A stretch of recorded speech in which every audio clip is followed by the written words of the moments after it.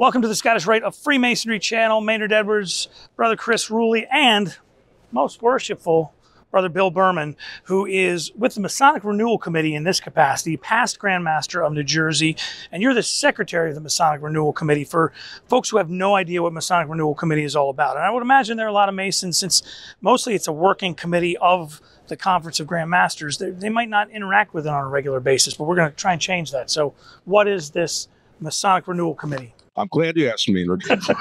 Spoken like a true Jersey boy. The Masonic Renewal Committee is one of the 5 standing committees of the Conference of Grand Masters of North America.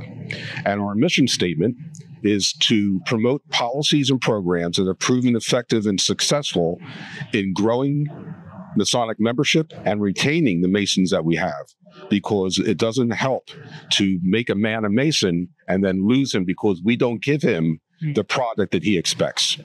A lot of what you guys have produced has been geared towards Masonic leadership. So, and I don't mean Grand Masters necessarily, I mean local lodge leaders, and giving them tools and resources to be more active and more engaged with their members and their communities. You throw some examples at us? We're basically a website based entity, and able to access our library of very valuable information, you have to go there and register and prove that you're a Master Mason, give your dues card, which has to be vetted, and to show that you're a Mason in good standing. Once you have that ability to enter our website, you can access all the information library, which has a number of programs that have worked and proven effective to grow the membership within those jurisdictions. First, I was wondering what brought you into this committee, or what was your interest in doing it? Was it something that you helped set up, or was it something that was already set up? You wanted to come in? It's been around for a long time. The committee was incorporated in 1988. Okay. Some of the founding members of the committee were Jack Jones, Richard Lynn, very well-known Freemasons who some have passed and some are still with us. For the first 10 or 15 years, we actually produced hard copy books. Oh, wow. 101 ways to make your lodge more interesting, 50 ways to make a Mason, 150 ways to join with your community. Right. And these books were thick, and we would sell them to Grand Lodges, and they would distribute them to their lodges and new members. We went off of the hard copy format in the early 2000s, and then we went to digital, and that's why we have this library of information that's all available by access through our website. My interest began in 2010. I was Grand Master in 2009, and in 2010, Most Worshipful First Tryon was a member of the committee from New Jersey. He decided to retire, and he wanted to pass on to somebody else and show some interest and motivation to do what we do. And I've been on it since 2010. Wow. The committee in and of itself, in the last 5 or 6 years, and really started ramping up a lot of the things it was doing online, in particular during COVID. I mean, you've really taken advantage of that. Everyone in COVID by force was embracing Zoom technology and web-based technology in the Masonic capacity. And MRC has really done that. One of the things that I just was really cool is you had a speaker come on and talk about looking for grants to fund your lodges. And there was an instance in New Jersey that a brother had gotten, millions of dollars worth of grants to improve their building. And it was really a cool thing. So how do you find, because if there's a Mason out there who's got something that's working, how could they approach and say, hey, I'd like to present this for everybody? We've structured the Masonic Renewal Committee not just to have the core members, sort of an executive committee that does all of the work. We have started a subcommittee with representatives of each grand jurisdiction throughout North America, being 62 to 66, depending on your count. And we have representation in 55 of those 62. So the way we would do it would be if one of those representatives of that particular jurisdiction said, hey, this is really working well in Oklahoma, or this is really working well in Manitoba, they send it up the chain to us, to the executive committee. We take a look at it, and then we distribute it out to everybody else. So as you said, maybe this would work with little tweaks at another jurisdiction. But that we are a way to streamline and to popularize what's working that you might not have the opportunity to hear about through our efforts. What, and I know that the answer is not as simple as just saying, well, declining membership or one thing. What do you see? You've been a Grand Master, you're a Scottish Rite member, you've worked with the committee for a number of years now. What do you see as the largest problem facing Freemasonry without falling back on those simple answers of, well, declining membership? Because I think that's a cop-out answer. I think we can hone in a little bit better. I think we cheapen ourselves. I think we can't, on one hand, publicize ourselves as the oldest and greatest fraternity in the history of mankind, and on the other hand, say, and the dues are $80 a year, and here's what you get for $80. Right. You get a grilled cheese sandwich, if you're lucky, or a cheese sandwich, if we're not going to grill it that night. And you come to lodge, and they read the minutes, and there's a 40-minute debate about, are we going to change the light bulbs in the bathroom? Right. And then they go home. No, are you kidding me? My father put those light bulbs in. We can't change those light bulbs. We can't change light bulbs. So the experience that a man gets, that he expects to get when he goes through the degrees, which are obviously very impressive, and those who are viewing this might not have had the opportunity to experience those degrees, but believe me, when you become a Freemason, the degrees of going through those 3 degrees and to join a lodge and become a Master Mason are very impressive. Yeah. And then you go through all that, you build up your enthusiasm, you build up your expectation, and then you get faced with the grilled cheese sandwich. That's the problem. I couldn't agree with you more. Couldn't agree with you more. It's and part of that is, well, we don't want to raise dues because guys will quit, and you know, but we just at some point, and I think it was altruistic, but it was a mistake to not keep up with the cost of living through those salad days at the early part of the 20th century when membership was growing and growing and growing, and there was no end in sight. Yeah. And we didn't need to raise dues because we had plenty of guys coming in the door. And now we've kept dues so artificially low that in order to put them where they rightfully should be, the sticker shock is. And it's the brick and mortar also. It's not just a philosophical thing that they get, but they go to a lodge building. Right. And that lodge building is dark. And it's only being used once or twice or 3 nights a month. So the neighbors, what's going on in that building is so mysterious. What's going on there? There's never anybody in there. And it needs a paint job. It needs new rugs. It needs a roof. Things are leaking. It doesn't maybe smell right, but there's no money to fix it. Right. So again, that man joins that lodge. He walks in and the building isn't even attractive. Why would he continue in his membership there? So it's the whole experience, whether it's the physical makeup of the building, it's the welcoming of the brothers. Maybe that's a little colder than that man would expect. We have to put ourselves in the place of that new Mason. Right. I've been a Mason for 40 years. My vision and my expectations are different than that young man walking in or that older man walking in now.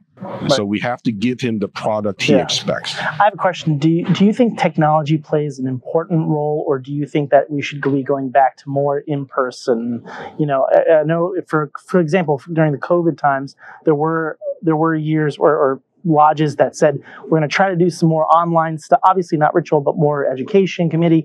Do you think that that's been beneficial? Do you think that's important for growth, or do you think it's really goes back to one-on-one or in-person? I think it's a combination of both. You have to give the opportunity for a man to experience what is best for that man. And it's not all cookie cutter.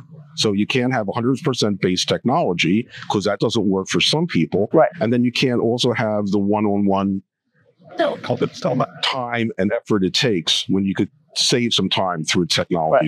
It's a blend, and juggling that blend. Where do you come up with the proper balance? That's the genius that makes something a success. Mm-hmm. Technology is necessary. Absolutely, absolutely necessary. Two-part question here, and I know it'll be a little bit tricky to answer. I don't want to dive into specifics necessarily.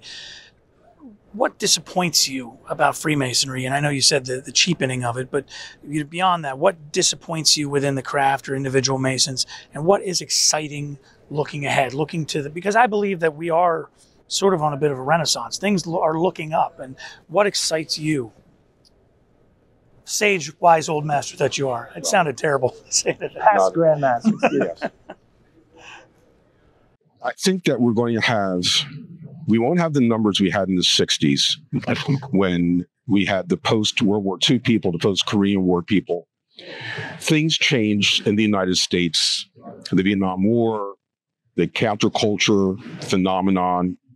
We lost that whole generation. And today we see a lot of younger men coming in and they say, my grandfather was a Mason. Great-grandfather. But people of my age who were their fathers that lived the Vietnam experience, my generation didn't join those organizations. So there was that loss of connection. And you see the lineage of members of a Masonic family, it goes generation, then it stops. And once it stops, that momentum and inertia stops, and it's hard to pick it up again. So we lost that.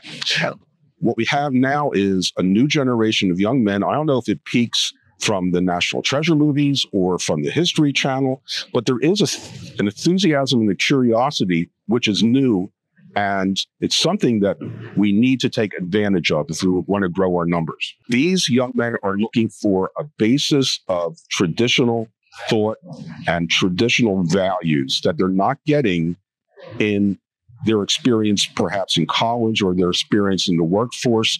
Freemasonry still offers those values that have made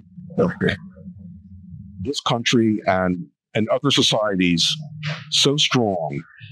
Yeah. And if we can offer these traits and values to these young men and show them that they're still available to them, and Freemasonry can be the vehicle to point them in that direction and give them a community of men that think likewise, that will bring a new generation up. I have a question on not publicity, but being in the public.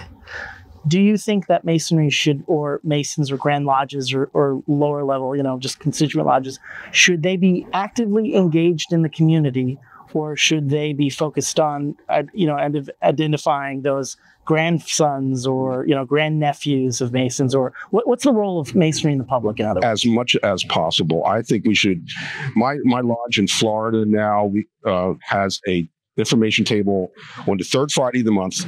It's a tourist town, so they shut down the whole town, and there's no motor vehicle traffic, and it's all food trucks and music and entertainment. It's the third Friday of the month, and our lodge is right on the corner, right on Main Street. And we put a table out there, and there'll be 4 or 5 brethren out there. They'll be offering bottles of water for free. That's great. Open up the door of the lodge and take a tour, come in and see. And we get 3 to 4 petitions every single month. Wow. Great. Every single month, just from that. So you go into the public. Okay. So make yourself visible as possible. Where that says, all Shriners are Masons, but not all Masons are Shriners, as you know. Oh, it's eye-catching. Yeah. Yeah. And the public knows. And that is a brand. Right. That's one of our most productive and positive images, is that man with the fez, because you automatically think the hospitals and what we do for their children, children with the burn centers and children with prosthetics. Right. Those are the types of things that communities, there's a need and there's a hunger among the population for, I think, making available these traditional values. And Freemasonry is one of the last surviving institutions that is based on traditional values. Before we let you go, and talking a little bit about those traditional values and things, what was it, and I ask this to anybody that we sit down with, what was it that brought you to the door of Freemason to give those 3 knocks the first time? I was a police officer, and in a pretty tough town. And it seemed like all of my close friends, probably 15 guys, they were all men at that time in the police department, probably 15 or so, they all had one thing in common. They were all members of a lodge. And these were men that I admired. Some were my mentors, some that we went through some very dangerous situations together, but they were there and had my back, and I could count on them for being and doing the right thing at all times. And I said, what's wrong with me? Why? Why aren't they asking you? Why are all these guys belong to the lodge and I'm not a Mason? So this went on for a couple of years. And finally, I asked the one guy, I said, I want to be a Mason. Why don't you ask me to be a Mason? And then he explained the situation. Sure.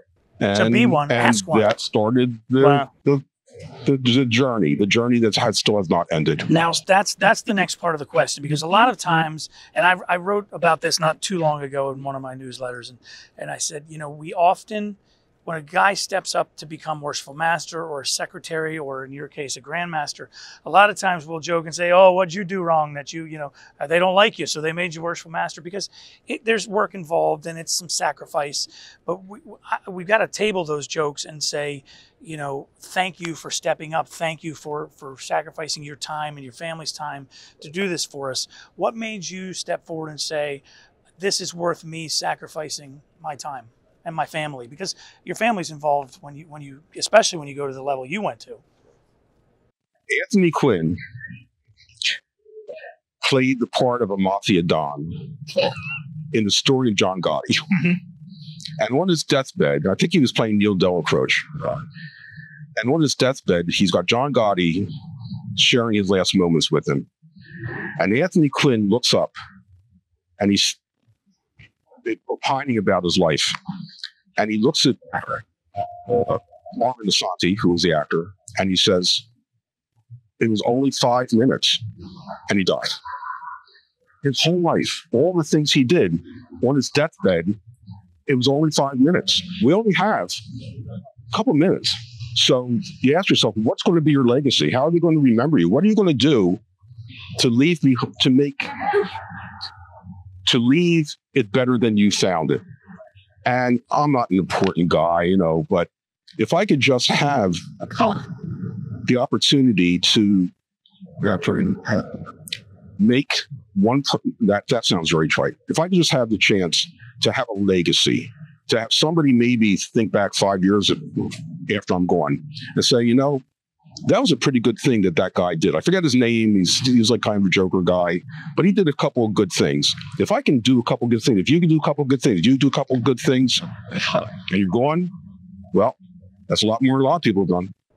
Amen to that. Yep. That's a great place to leave it. Past Grand Master of New Jersey is the secretary of the Masonic Renewal Committee, illustrious and we are live. Illustrious and most worshipful Bill Berman, who is a dear friend, and I've loved working with you. I still love working with you, and this is much too long in coming. So thank you for taking some time. Please subscribe to the channel. You're going to see this on both the Masonic Renewal Committee channel and the Scottish Rite channel. Subscribe to both. There's going to be great Masonic information wherever you're watching. And if you want more information on becoming a Mason, you can visit MasonicRenewal.org, and someone will help you out and get you hooked up with that. Or you can always email me at membership@ScottishRite.org. We will get you involved somehow, because you get to meet great people like this, and you're going to make a difference, as he said. So thanks for watching. We'll catch you next time.